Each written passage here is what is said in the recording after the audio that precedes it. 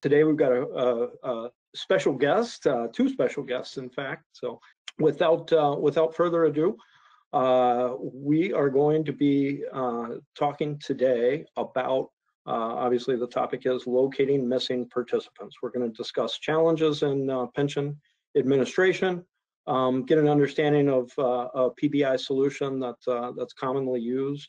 We're also going to take a little bit of a deep dive from a couple of different perspectives into the human side of the process of the administration and location of lost or missing participants. So now, without me talking any more here, we're gonna have hopefully a good discussion here with the three of us. So we've got Matt Pileggi and Andrew Gallagher. And Matt, I apologize if I just butchered your name there, but I'm gonna let Matt and Andrew give themselves a brief introduction. Why don't we start with you, Matt?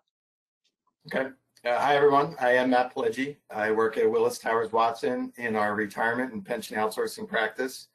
And in my role, I'm one of the leaders on our shared delivery team, which is a special projects focused team. And one of the special projects we focus on often is around lost participants and remediation strategies around lost participants and people going into payment late. So I'm also a frequent PBI collaborator user. So I think kind of the fit here for this particular topic. Great, and appreciate you using the word collaborator, because that's certainly how we see it, and one of your primary collaboration partners here, Andrew. Yeah, thanks, Jeff. Andrew Gallagher. I'm with PBI as well. Work closely with Matt and his team, but more so broadly across the TPA and partnership aspect of what PBI does, and help to inform clients and teams about some of the services and what we offer and the impact that it can have on our clients. So thanks. Excellent. All right. Well, really appreciate both of you taking the time to be available for this today. So what we're going to talk about today, as I mentioned before, are challenges in pension administration. We will jump into PBI solutions and talk a little bit about that, and I think answer some common questions that have been popping up in recent time, especially. Speak to the human impact to that, and then we'll have time for Q&A. So make sure and use the chat box for any questions that you have, and we'll be looking out for those. And they're all good questions, so please send them in to us. If you do have a question that's pointed at a specific person, please let us know that as well. All right, so let's jump right in here.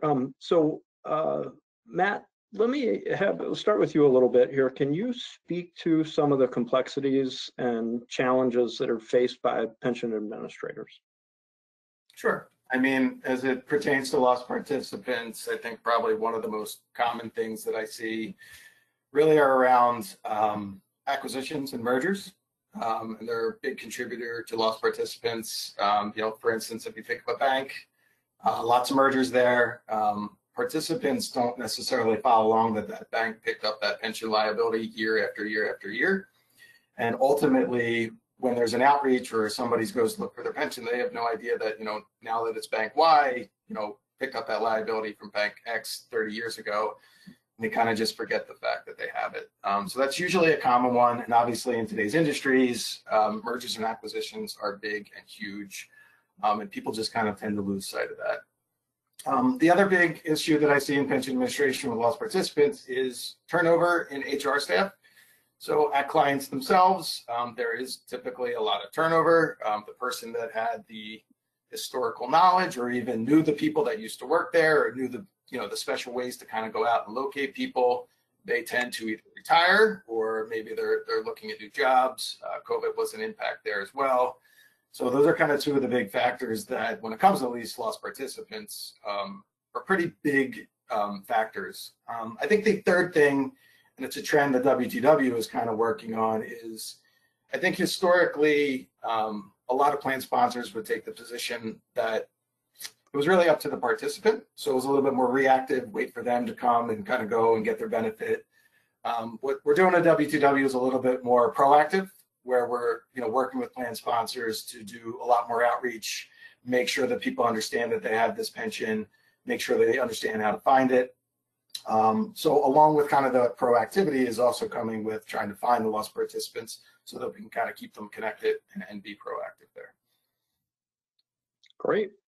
Now, Andrew, I've got some questions, certainly for Matt, but I want you to be able to ask some questions, I think, in this section of Matt as well. Any questions on the top of your mind that you want to jump into? Yeah, when thinking about missing participants, right, and Matt, I think you hit the nail on the head there. A lot of M&A activity, a lot of turnover, whether that be through retirement or acquisition type things. Also, we're seeing digitization challenges, right, especially in the DB marketplace, pension administration, and what you guys do, and having to take on the bulk of that information and data from your clients. Getting that information on the computer. Obviously, there's a lot of potential for lost in translation type stuff. What do you guys do about evaluating participant data, and how does it go bad, I guess, would be the question I have.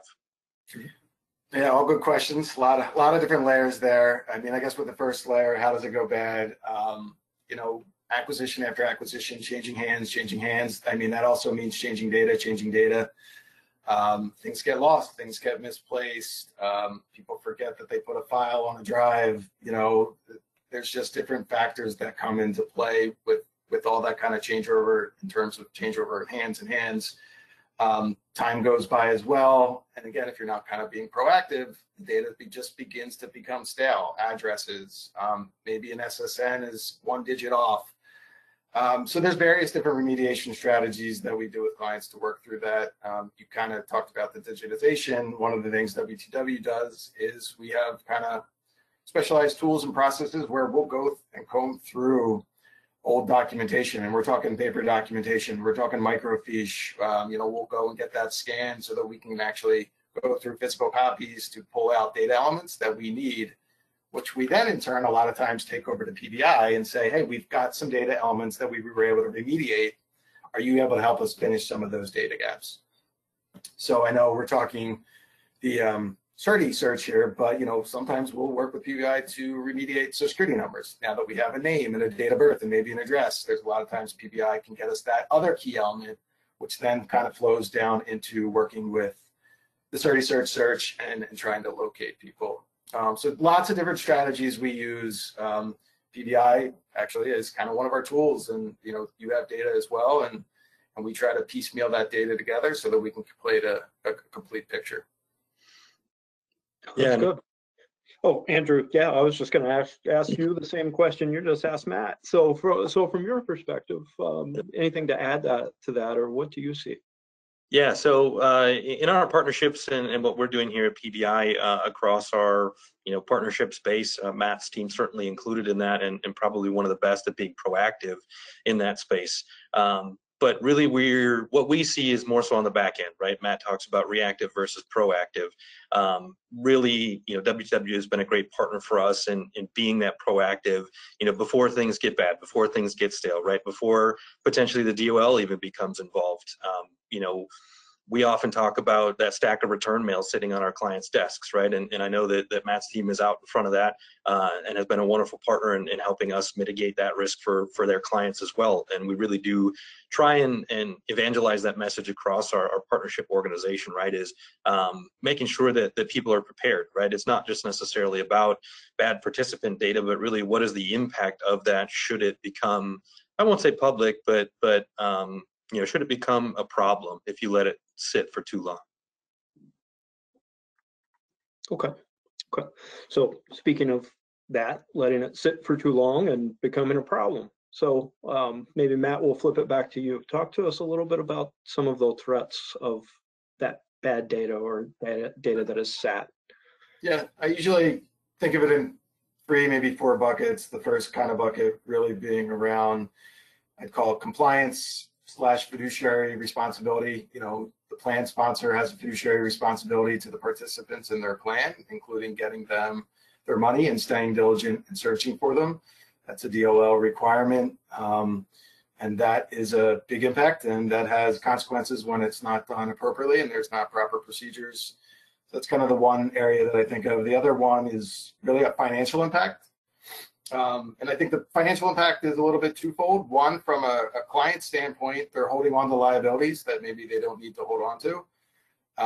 The other is that there's also risks with penalties for not, following the DOL guidance and procedures. So that's another negative financial impact to a client. And there's also a level of an ROI for the participant or for clients to be able to remediate these people. And remediate could be multiple different things. They could find out they're deceased and no longer do a liability. They could find the person and put them in pay. Sometimes we can put them in pay with a lump sum. If they get a lump sum, that liability kind of comes off the client's books. So there's various different financial impacts to lost participants. And I guess really the third one I tend to think of is just the human impact. And I have stories about this, but when we're able to locate participants and connect them with money, whether that be in an uncashed check or a pension benefit due to them, I mean, we've actually gotten letters and outreach from participants that this was a huge difference maker in their life. They didn't realize they had this money. They now have it. Now they are, paying bills. They are leaving their kids inheritance. So there's just this human aspect that, tends to get overlooked in a lot of these other risk details, where it's just nice to be able to kind of connect somebody to the money that's ultimately owed to them. Yeah, absolutely. No, and that is a huge part of this, right? Is at the end of the day, we're all in a business that there's an outcome, there's an end result to a person, and that person matters. And some of those stories, if there's an opportunity here, I'd love to hear some of those specific stories. If you have any that you'd be open to share, I'd love to hear about that. Matt, Andrew, anything from your perspective, I think, to fill in any more color there? Yeah, so I mean, on our end, right, we're being the service provider and the partner that we are to, different administrators and helping them alleviate some of those challenges. We typically get it when it's more of a problem, right? When we definitely need to complete these searches and helping them navigate, what the best use case for their clients is to make sure that we're delivering the best possible results, right? And not only do we do that, but in a timely fashion and in a way that is easily digestible, and then also from a compliance perspective, at least from what I've done so far, really hammer home the compliance aspect of it. It's great to have the human side and see the impact that we're making on formerly lost participants or even their heirs or former spouses, and it really kind of changes the narrative, right? When you're being more proactive and taking a more proactive approach to it, the messaging becomes different, right? You're really putting the power back in the hands of the plan sponsor and clients themselves. And really kind of changing that narrative around, hey, we were looking for you and glad to have found you, and oh my gosh, do we have just the greatest thing for you, right? And it really ingratiates them and really makes them feel loved and taken care of, right, by their plan sponsor. And to see that aspect of it is great, and to have the front end compliance aspect of it too for the clients that Matt and I both serve is great as well. And having that peace of mind for the plan sponsor that regardless of what their participant data looks like now, after coming through a CertiSearch or a PBI locate solution, that a lot of those data challenges are then remediated. Yeah. And now both of you have mentioned a more proactive process rather than reactive. And I know one of the statistics that comes up is how frequently people move. Right, and 1 in 7, I think, is the latest number I've seen. 1 in 7 Americans moves on an annual basis.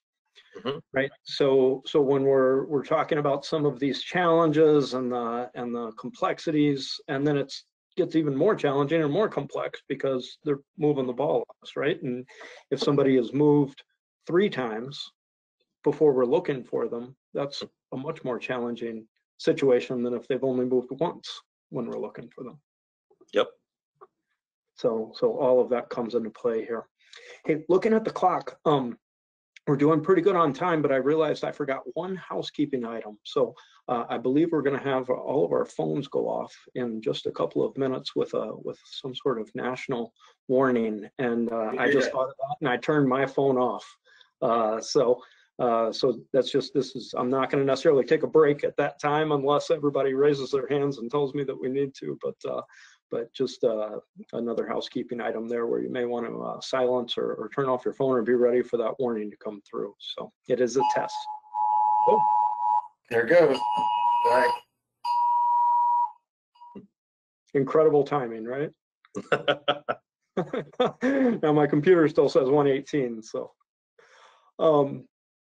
So with that, we're getting some questions come through, and one question that came through, Matt, I'm going to ask to you right now rather than waiting to the end, because you were just talking about it, and I think that it's good to just answer this question at this point. So you mentioned DOL requirements when you were speaking to the idea, I think, of lost participants. I believe was specifically. One, yeah.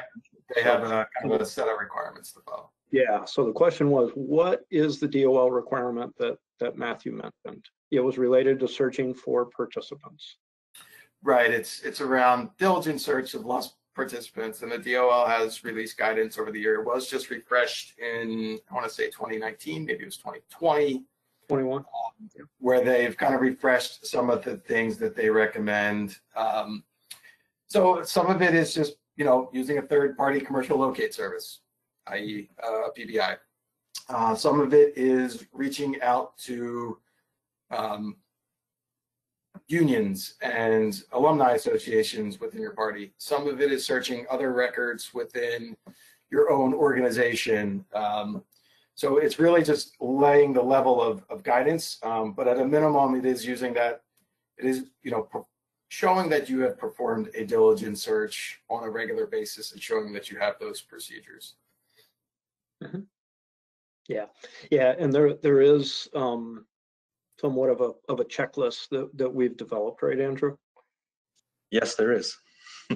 Certified Now is one of them. I mean, this is probably your perfect tie-in to how CertiSearch has kind of been set up, because one of the reasons we've kind of been drawn to it particularly is it does follow along with all the DOL guidance. Mm-hmm. Obviously not all of them, but it definitely touches on a couple key aspects of it, and one of the reasons we like to use it when we're searching for lost participants as part of our bag of tricks. Yeah, Jack, go to the next slide and we can kind of run through what those are and really what we developed our locate suite and CertiSearch to do, right? So as Matt alluded to, we actually built CertiSearch with the guidance in mind from the latest bulletin that was issued on guidance for reaching out to missing participants. And so on the front end here, what you can see is our certi death audit, right? Prior to taking in any file, we make sure that the population is alive, or rather that there aren't any deceased people that we are reaching out to. So we make sure to conduct that audit up front, and that can be very beneficial, right, to our partners and to their plan sponsors and clients, because of beneficiary reasons as well, but also included in that, the audit report at the end of the project. There's a lot of steps in between, right? So after our initial death audit, we certainly work with our partners and our clients to understand, how would you like to proceed with these individuals that we did find as deceased? We can certainly still reach out to them, make sure that we're getting in touch with a family member from a compliance perspective, let them know, right, the human aspect that, hey, again, changing that conversation to more of a condolence letter versus a, hey, would you mind? We had a note here that dad or grandpa might be deceased. Would you mind confirming that? Right? It's a little terse. But when you're talking with and framing up and being proactive around that conversation, it's, oh my gosh, I'm so sorry that dad or grandpa or grandma has died. Just to let you know, there is a benefit due. We'd love to get in touch with you, to make sure that we're doing the right things and that we can pass that on to you, right? To you, the beneficiary. And so that conversation and just the framing of that really changes even after, the first step in the CertiSearch process. After that, we go into a very complex and long chain of documentation and process, right? So we search for multiple addresses, right, Jeff? You mentioned it. On average, we find people, 1 in 7 people move each year, but what happens if they move every 3 months, every 6 months, right? COVID certainly changed that. Work from home has changed that quite a bit. People are free to move about it as they please for the most part. And so where are we looking for people, right? Where are we getting that information? PBI has a phenomenal database that encompasses many different points of data, address and phone numbers being one of them. Socials and DOBs being another one to help you guys fill out and hopefully remediate some of those data challenges, but really around how many times we're reaching out, right? Which addresses are we reaching out? What's kind of the overall end result of those outreach attempts, right? We mail out 3 first-class mailings to 3 different addresses, right? So 3 total mailings, 1 per address. We make up to 2 phone calls. We leave messages, right? We're looking to get in touch with people on, our partner's behalf. And then at the end of the project, we'll do a social media scrub just to make sure that the information we have, if it says they're in a certain location and we can, cross-validate some of that somehow, we will look to do that, right? So we're really taking on the effort here as the service provider to make sure that we're finding people, we're helping our clients become compliant, and we're reuniting those folks that are due a benefit. Great use case, right? RMDs, that's one that's been coming up a lot lately. With the new RMD age, I believe that was just increased last year as part of Secure 2.0, but also, whatever the plan designates as folks that should have commenced benefit and haven't yet. So making sure that we're all in compliance with the big 3-letter organizations is a big one, right? And then at the end of that, our clients get that individualized report at the individual participant level, okay? So if one of those 3-letter organizations does come knocking, you have the paperwork there, right? And I've heard this from a number of clients, Matt's team certainly, that the documentation is arguably, more important than finding the individual themselves, right? What are we doing to reach out to these people? What sort of information do we have on them? And did we, from a compliance perspective, do all that we're required to do? Yeah, Matt, so with Andrew's description there, and I know from talking to you previously as well, that the idea of resolution, resolving the participant status is critical. Any more color or anything more that you would add to the description of the CertiSearch service? Sure.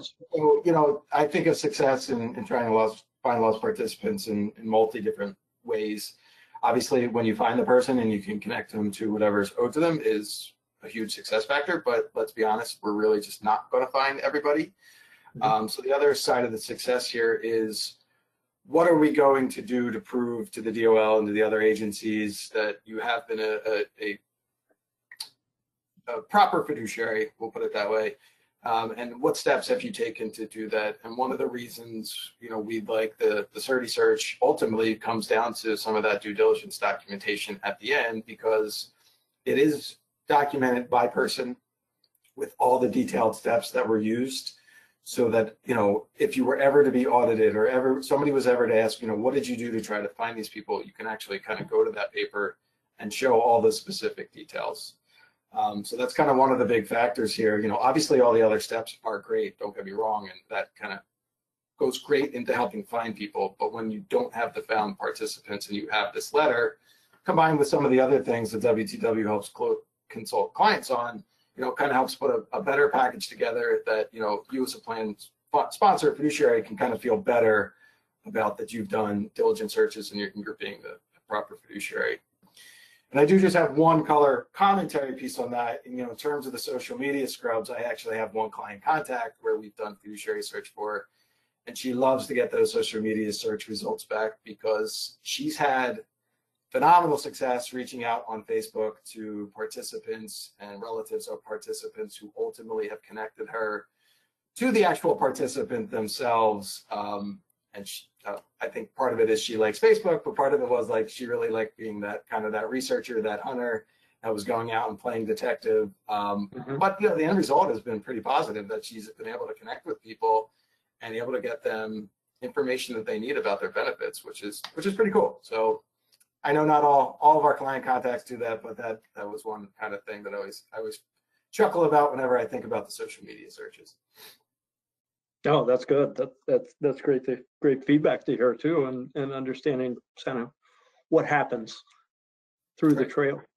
So, so one, I think, very interesting aspect and point of feedback that I think got touched on, but I want to highlight is the fact that CertiSearch does include the CertiDeath death audit on the front end of the process.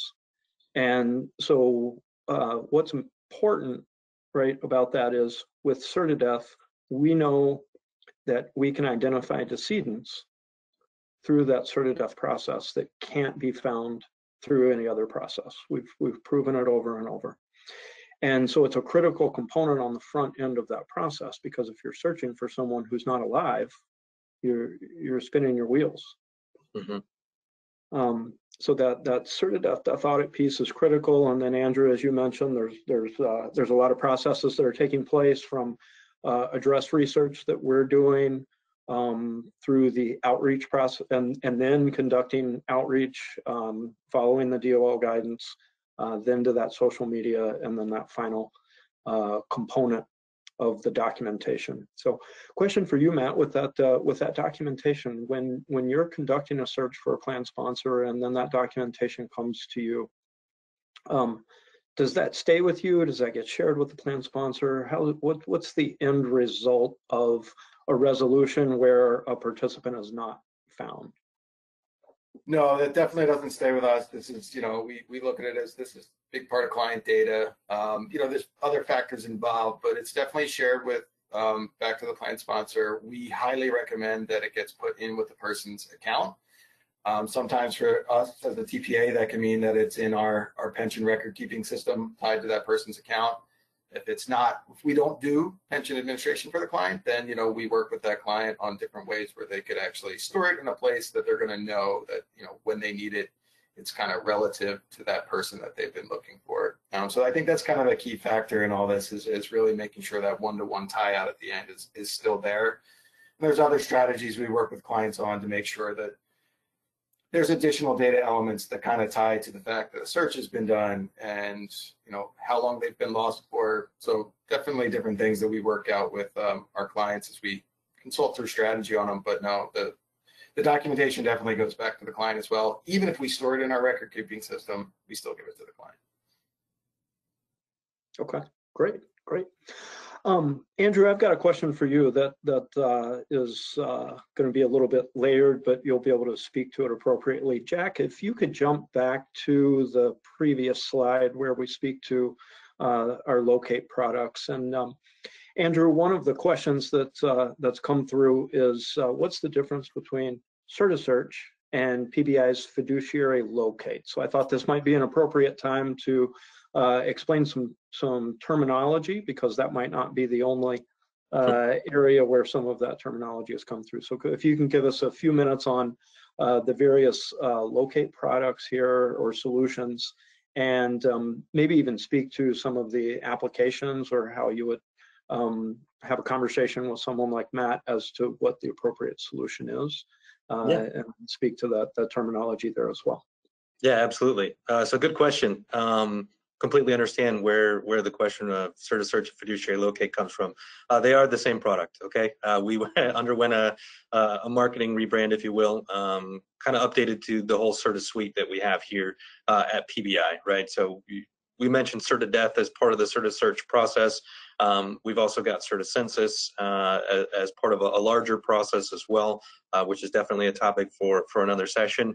But CertiSearch and fiduciary locate, more of a formally known as, right? So they're the same product, same function at this point as the formerly known as fiduciary locate.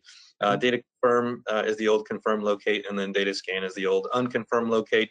With one tweak, one update to that product, we no longer have the basic death audit as part of our data scan product moving forward.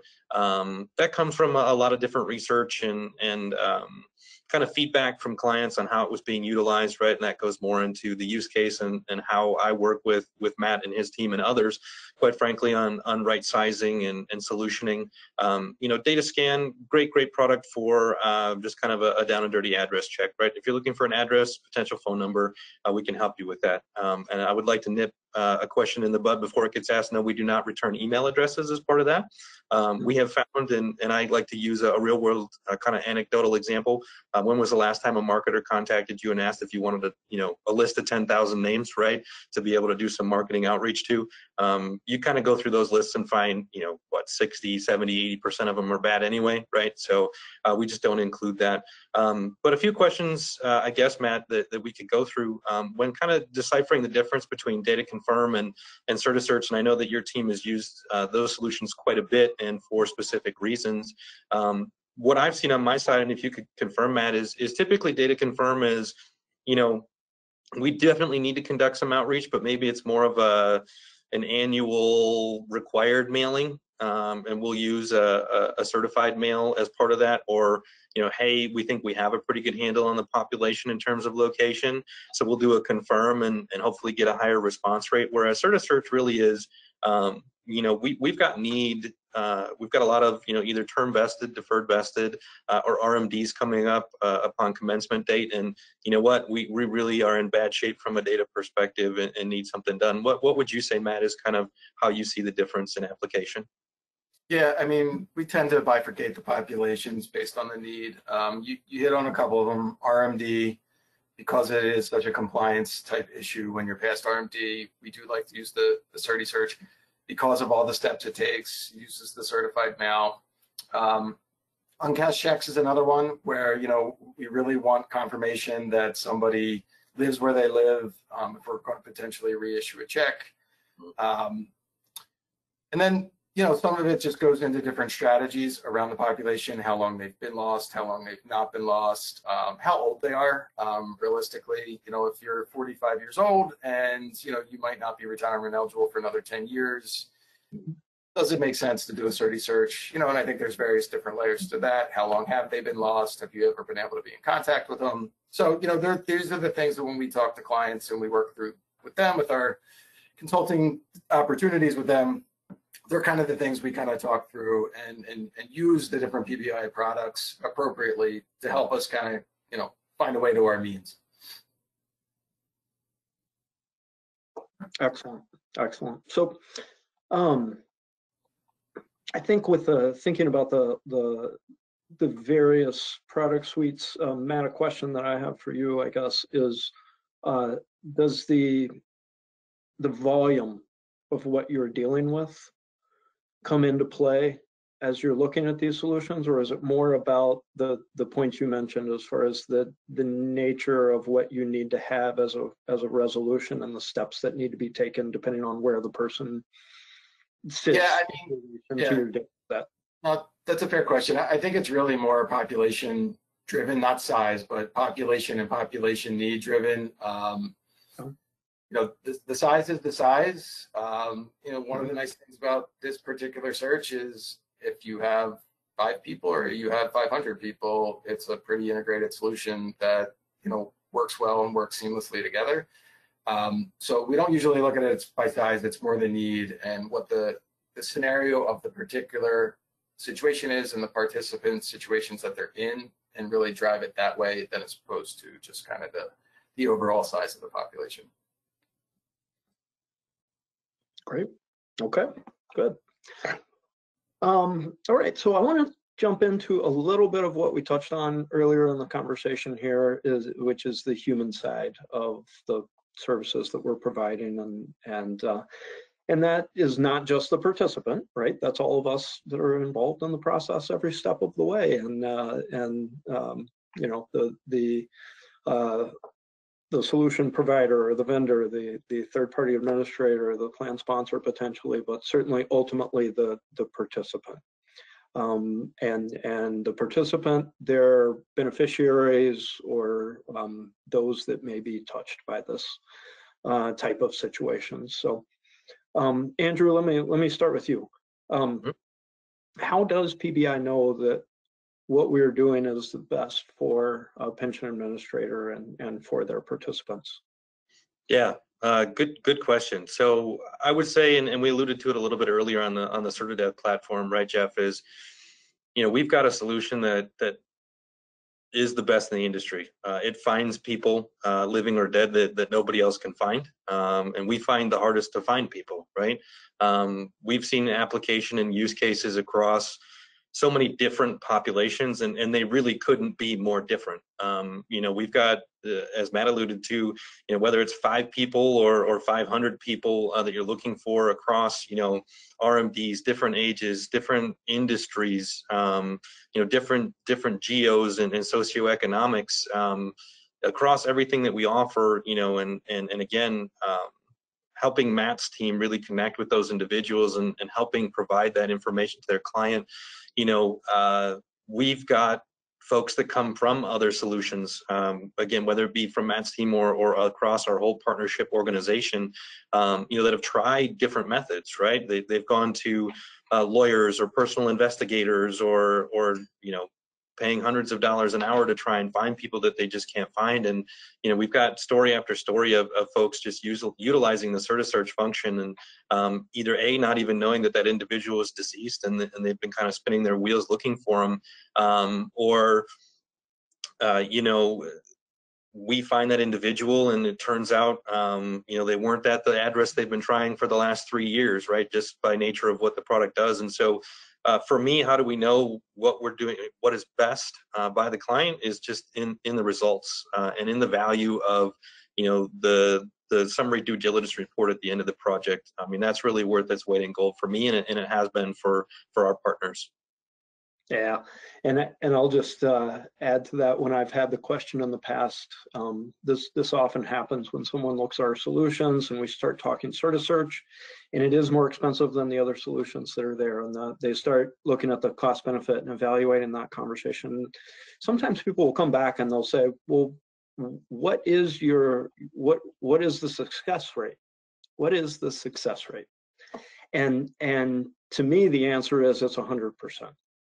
And the reason it's 100% is we either identify that they're not alive through CertiDev, we either locate them through the process, or we provide that diligence summary letter, which is a resolution. So we're resolving at 100%. Now, we're not going to find 100%. Matt said it earlier. And depending on the data set, we're going to see variances in how many people we're actually going to find out of a certain number. But Matt, really the same question. How do you know what you're doing is the best for your client and for ultimately your clients, participants? Well, first, I joke with my clients that my dream job is going out and traveling the country and trying to find the people that don't respond so that I can personally deliver the letters. But so far, nobody's wanted to pay for me to do that job full time. I think from my element and know that this has been successful we as a TPA have another angle from it. So, PBI is getting us the addresses, but then, we have the whole rest of the process to follow through, which is the outreach, providing them their benefit packages, making sure they get those elections taken care of, and both from a participant and even when we're able to find beneficiaries, we have a call center, and what we get to hear back is people calling back. And I know this sounds sentimental, but we've had people cry on the phone because this money was so important to them. They were in a hard time or in a hard spot, and it was like winning the lottery. So, I get to see it from a kind of that angle and aspect from it. We've had letters come back, and it's kind of a fun thing to do, to be able to even share those letters back with our clients, to say, here's this nice letter this person wrote. They didn't realize that this money was even out there. So I know it works from that angle, and I also know it works from kind of the angles that you guys were just mentioning. Obviously, we know the people that we found, but with the due diligence letter, we know that we have at least an element of closure there, that we weren't able to find them and we were able to document them. And that can kind of lead us to other additional strategies after that to say, okay, what do we want to do with these not found people? Do we want to search again for them? Do we not want to search again for them? Do we want to take some different routes? So, it's one of those things that just, helps us put all the different pieces together to ultimately to know that it works. And at WTW, we're not just working with clients, we're working with clients, counsel, internal and external. And I think really consensusly with a lot of counsels we've even talked to, they've kind of looked at a lot of these pieces as really good things to show diligence and important things for a plan sponsor to do. Yeah, you mentioned people crying on the phone, right? This this can certainly impact someone, and I recently heard a story that was one of our clients working with us directly, that the plan sponsor had reached out to a group of participants over and over and over and had whittled that pool down, and but there were a handful that they just don't respond, right? And they had tried everything that they could think of, and they utilized PBI, and the participant got the outreach from PBI and actually reached out directly to the plan sponsor, and that can happen, right? Yep. They may not come to PBI, but it elicits a reaction, and it was an interesting situation because the person was in a really bad financial position, and it was a meaningful amount of money. Yeah. And that person, the story resonated with what you said because they cried over the phone, and our client shared this with us because they were losing their home. Yeah. And this money kept them in their home. Yeah. And these are real people that are being affected, without a doubt. So.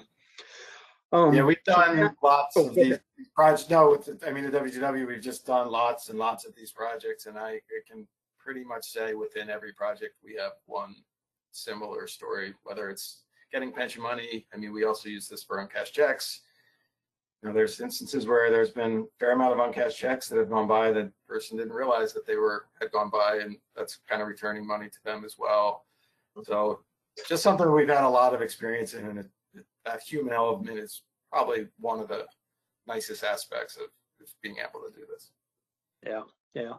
And one thing that I think is important to mention here as well, we did not show our beneficiary research solution as part of the location services set. And in my mind, it does fit into this conversation in some way.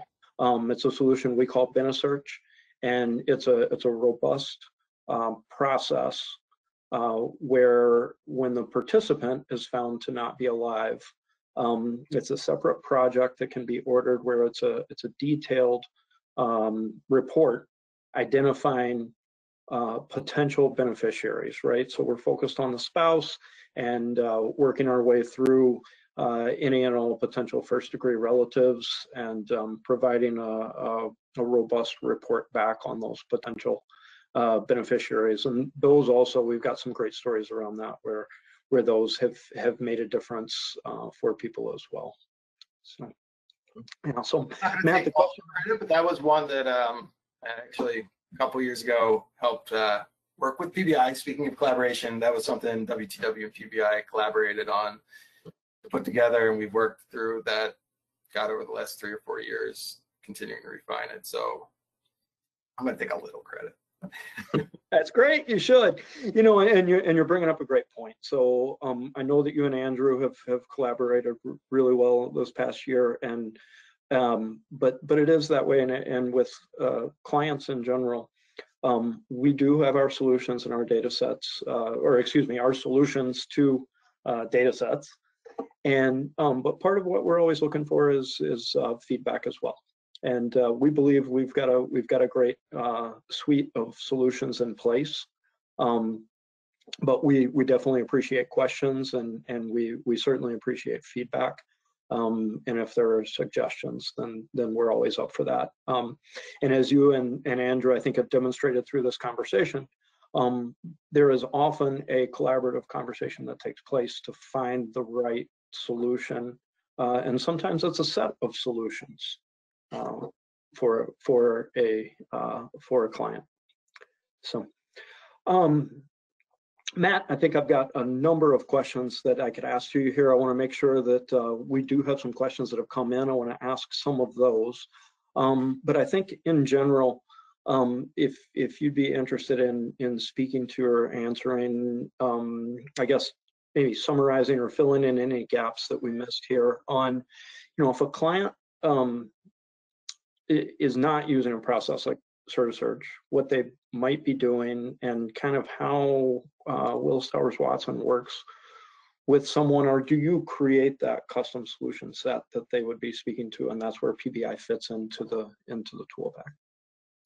I think it takes various shapes and forms with different clients, but I think, yeah, I look at it, if you're not using kind of an integrated solution like this, it's a little bit of bootstrapping it. What addresses do you have? What additional addresses can you find? You're kind of creating your own outreach, your own letters. And look, there's just some smaller organizations out there that's feasible to do. A lot of what WTW is working with, though, we're talking larger populations. It's not as feasible to kind of put together and bootstrap these different little elements together. And that's why this is a nice solution to kind of offer, ultimately, because it combines a bunch of things into one, and it handles it for you, and it handles it for you at a relatively reasonable price point. So, I think really the gaps that you're kind of alluding to really are, finding your own different ways to remediate those strategies. And WTW would come to clients with, for some reason they didn't want to use this particular solution, we would work with them on additional custom solutions, kind of things that would work well for them. A lot of time what we find, though, is, when you compare custom solutions to what's available, it's usually the right ROI and the right price point to use what's available. I don't know if I answered your question, Jeff, but tried to. I think so. Yeah. I think you did, and I think part of what I was looking for there too was what Willis Towers Watson, what makes Willis Towers Watson unique, and I think that you've articulated that. Yeah, I mean, WTW is definitely an organization that is going to look to be client first and work with them on the solutions that they want, but also bring them, solutions that we know work as well. So again, we're working with our clients to be collaborative and consultative as well. So yeah.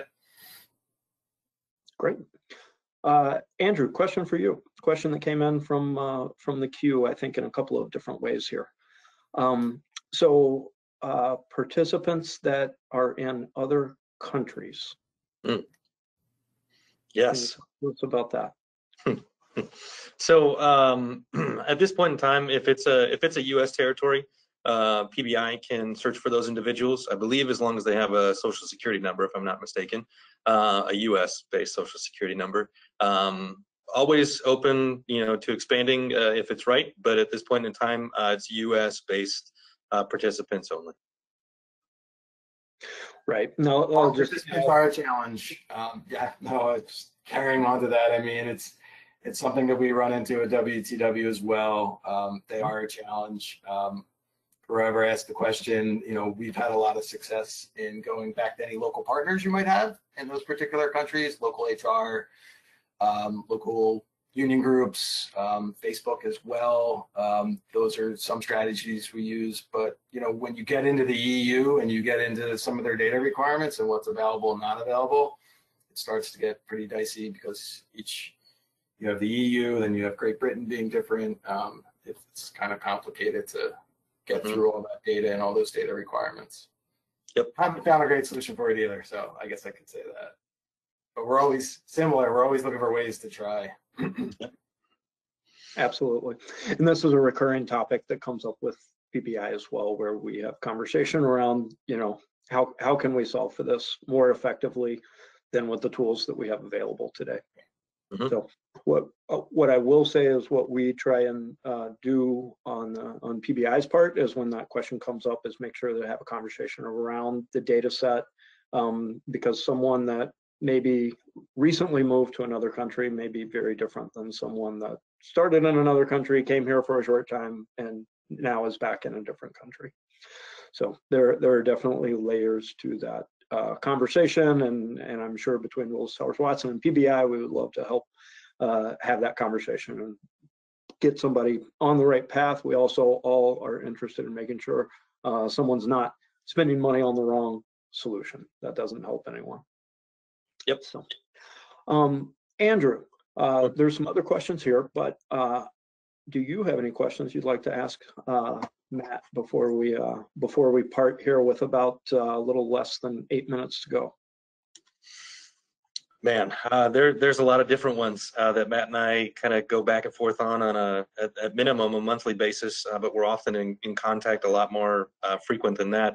I would say, I guess, if a client has gone through a fiduciary search one time, Matt, or a CertiSearch, right? Again, formerly known as, is it necessary to keep doing outreach? Does it matter? Is there any sort of qualification on that, or is it, hey, we last looked for you, a couple of years ago. Are they still required to keep doing that?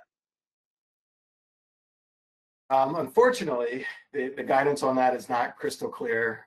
So WCW does tend to make recommendations on what we kind of think is appropriate. And that varies client by client on what they ultimately decide to do. And that's kind of some of the strategies we work through with our client. The DOL is particular about the searches they use. I should be careful, maybe the DOL is on this call. But I've had the DOL agents, give clients different answers to that question. So it's, I definitely know firsthand it's not necessarily, crystal clear answers. Generally speaking, I think you kind of need to evaluate what you have done historically, what you are doing now, and then kind of weigh those risks out. If, historically you've really done practically nothing, and now you're trying to clean up and catch up, there's probably a conversation to be had that it's worth doing this more than a couple times.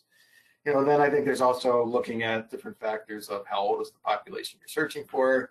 If these particular participants are 120 years old, I think you can kind of say that it's unlikely that they're still alive. And then you kind of get into conversations about though looking for beneficiaries. And then you start to then move into different products like BeneSearch to try to kind of find the right beneficiary. So it's a nuanced conversation. I don't think there's any one answer to that, Andrew. I think it's really about what you've done, what you plan to do, and what are the demographics of your population. Thank you. So we had one question come into the queue, and I'm not sure if it was Matt or Andrew that spoke to this earlier, but I'm going to ask the question to Andrew because I think it's pretty product specific. The question, Andrew, was what is the definition when you stated participant not found? So participant not found would be at the end of a project, okay?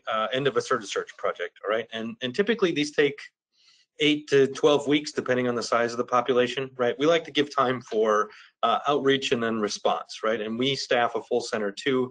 As Matt alluded to, they have call center, so do we. And so we try and facilitate responses, right? That's what overall we're looking to do. Whether or not we end up with a found individual or not, we need that documentation. And so a found individual is someone who does respond, right? Whether via mail, sometimes they'll email us, sometimes they'll give us a phone call. Obviously, technology the way it is these days, we're piloting or evaluating a lot of different ways to do that. Social media was one, right, that came through in that sort of technology evaluation stage and feedback. And so a participant not found is they didn't engage with us throughout the project, right? We've sent a few mailings. We've waited a few weeks after each of those mailings. We've reached out by a phone to a few different numbers. We just can't get a response from them. And so that's what a participant not found means, that we didn't elicit a response from that individual, right? And at that point in time, there is an option, as I believe Matt alluded to earlier, to send a fourth optional certified mailing, which is an additional cost for the project, to those not found individuals, okay? And what that does is just kind of puts a rubber stamp on it and says, hey, you know what? We weren't able to elicit a response on whether any of these addresses we tried or phone numbers we tried. We weren't able to get in touch with the participant. And so we would like to make sure that we send something certified and have receipt that we attempted to get in touch with this individual. Very good. I often say to my clients, not found, can mean not found. It can also mean, they just didn't reply to the outreach. So it's one of the things you kind of got to weigh about secondary, third outreach, going back again around those populations. Yep. One of the nice things though is when you get those not found results, PBI is providing all the data that they used around those searches. So, you can also do another set of evaluation on that data set as well and see if it makes sense to do your own further outreach. Mm-hmm. Yeah, and Andrew, you mentioned a good point that we didn't really speak to with this, which is the CertiSearch project.